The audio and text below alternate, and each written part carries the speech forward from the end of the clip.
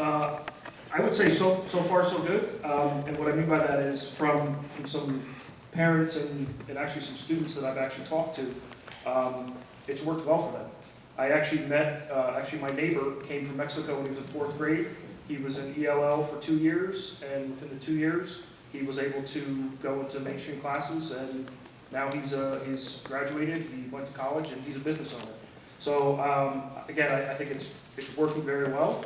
I think you can always improve things, and I think as you get increased student population, you're probably going to have more and more English language learners.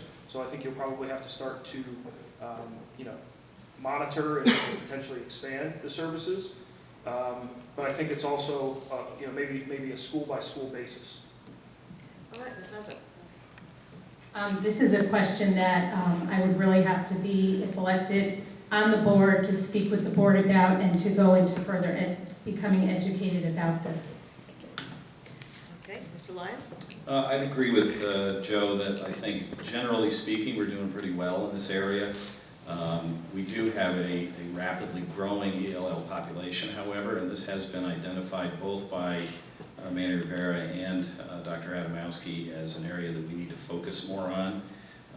Some of the things that we did with Dr. Rivera was to create programs directly designed to welcome people into the school system who were ELL, and particularly to provide special interventions for some of them. As you know, we've had a significant influx of students from Central America, particularly, you remember last year there was a big influx of students. And what we found was that a lot of these children are barely literate in their own language. Many of them never went past kindergarten, 1st, 2nd grade in their home countries. And so we actually had to start up programs to develop their native language capabilities before we could even move them into an ELL program. So we do have steps like that already underway that we're trying to expand. Obviously, I'm a big believer that you learn language by being immersed in it. And in fact, and so the faster that you can get ELL kids into dominant English language classes, the faster they're going to learn the language. An interesting point about that is that the World Languages curricula that we just adopted, the Common Core World Language curricula, and the teaching methods being used for students learning non-English languages, English speakers learning foreign languages, is now to almost totally immerse them in language from the day they get into the class, to the point that no more than 10% of the words spoken in world languages classes are English. And they don't like it at first, but they learn the languages a lot faster. Any rebuttal? Yes, sir. All right, Ms. Williams, go ahead.